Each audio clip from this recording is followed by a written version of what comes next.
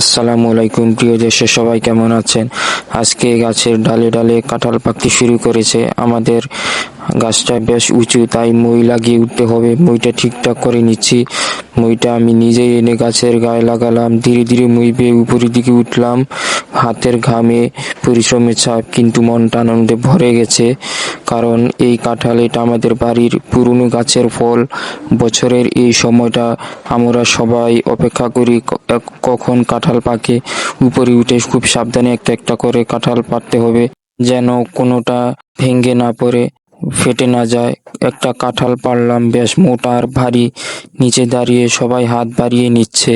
আমি নিচে কাউকে না দিয়ে নিজেই নামালাম, কারণ কাঁঠালটা অনেক ভারী ছিল। নিচে কাউকে দিলে ফালিয়ে দিতে পারে, ফালিয়ে ফেটে যাবে। তাই আমি নিচেই মাটিতে নামালাম। তারপর আবার কাঁচিটা নিয়ে কাঁঠালের গোড়ায় ডালডাটা কেটে ফেলতে হবে। কাঁঠালের ভিতরে সাদা সাদা ভারী কষ রয়েছে, এই কষটা ফেলে দিলে কাঁঠাল দ্রুত পাকে।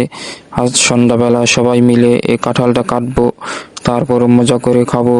কেউ কাঁঠাল রস বের করে কাঁঠাল দিয়ে মুড়ি দিয়ে খায়, কেউ এভাবেই খায়, আবার কেউ কাঁঠালের রসালো দিয়ে স্যুপ বানিয়ে খায়।